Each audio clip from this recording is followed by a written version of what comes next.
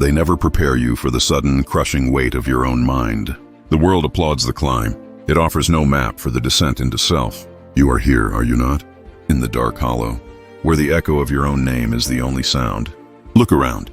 This is the arena you try to avoid, the landscape of the soul when the noise stops. Feel the tension behind your eyes, the fist you perpetually keep clenched, even in sleep. That is fear, not of the outside world, but of the unmanaged self. You call it anxiety. A storm of thoughts, spinning relentless. A future that has not arrived, yet already owns you. What are you doing? You are living in the projection, not the reality. You are trying to control what is not yours. The disrespect of a friend, the cold rejection of a lover, the vacant stare of the stranger who cuts you off. Do you see them? They pass through your life like shadows. They leave a sting, yes, a momentary flare of heat, and yet you carry their dust for days. You let their careless action become the foundation of your inner state. Why? Because the ego is a spoiled child. It demands constant validation. It cannot bear the thought of being insignificant. You let their small judgment feel like a mortal wound. It is not the judgment that hurts you. It is your agreement with it, your secret fear that they might be right. Stop the chase. Halt the frantic, desperate search for approval. Let the world be wrong about you. It must be wrong about you. It does not know your quiet heart. The pain you feel now, that ache of loneliness, the deep fatigue of always pretending. That is not a sign of failure. It is a signal, a voice from the bedrock of your being, finally screaming to be heard. It is saying, stop looking outward. The fortress is crumbling from within. The world will never give you peace. Peace is not a gift. It is a discipline. A ruthless, beautiful turning away from what cannot be helped. Think of the things you cannot change. The past failure that repeats in your mind like a broken drum. The decisions made by others, outside your sphere. The simple fact of mortality. You lash out at these unyielding walls, you hammer them with regret. You try to bargain with time. It is futile, it is exhausting. This is the great confusion of the modern soul. We believe mastery is over the environment. It is not. It is only ever over the response.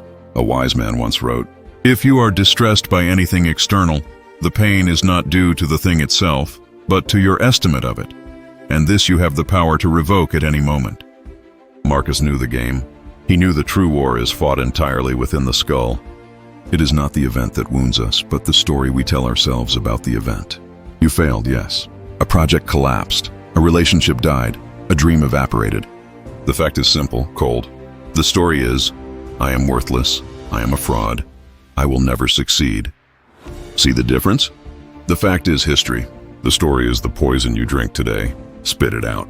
It is not true. It is a defense mechanism gone rogue. It is the ego's final trick to keep you from trying again. Do you want power? Real power? Then find the point where the external ends and the internal begins. It is the boundary of the soul. Guard it with your life. Your body is not yours. It is loaned. Your possessions are not yours. They are temporary. Even your reputation is not yours. It is in the minds of others. But your judgment, your will, your capacity to choose how you will hold the suffering, that is yours. Only yours. This is the core of endurance. Not the brute force of resisting a blow, but the calm, surgical act of accepting it.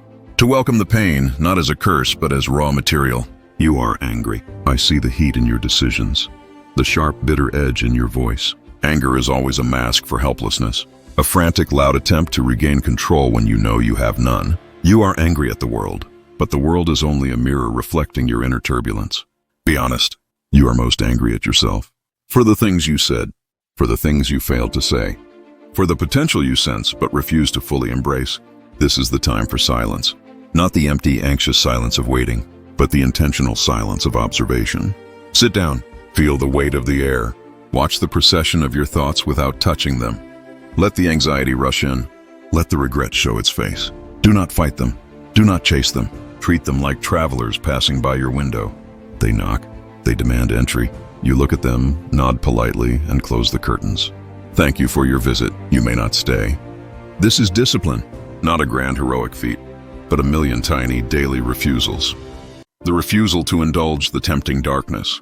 The refusal to let your mind wander into the forbidden territory of what if. When you feel the sudden urge to react, to lash out, to defend yourself from a ghost, pause, just 1 second. A tiny, magnificent space between the stimulus and the response. That space is the locus of freedom. It is the only place you are truly sovereign. In that pause, ask the simple, clarifying question. Is this up to me? The critic's opinion? No. The traffic jam? No. The unchangeable past? No. Then why spend your most precious resource, your attention, on it? It is a poor exchange, a foolish investment. You have a limited store of attention each day. Every time you spend it on a ghost, a regret, or someone else's opinion, you lose the ability to spend it on growth, on presence, on love. This is why they call it self-mastery. Because the self is the wildest horse you will ever attempt to ride. It bucks, it bites, it runs toward the cliff of despair. You must be the steady hand, the gentle, unyielding pressure on the reins, the voice that says, we ride this way and only this way.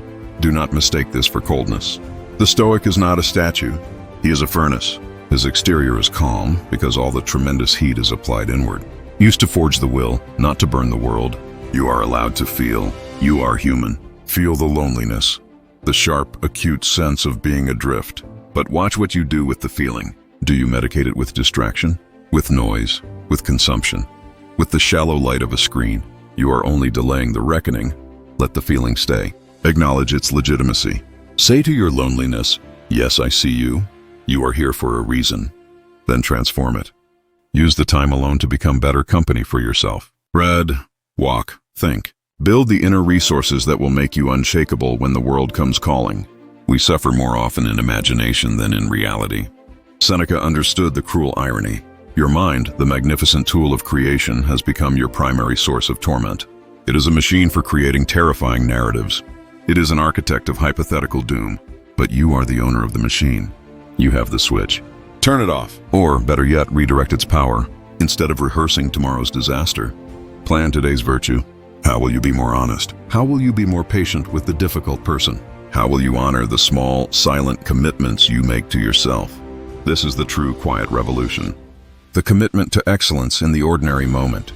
Not for applause, but for the simple, heavy satisfaction of having done your duty. This path is not easy. It is a constant uphill battle against inertia, against comfort, against the seductive voice of the lesser self.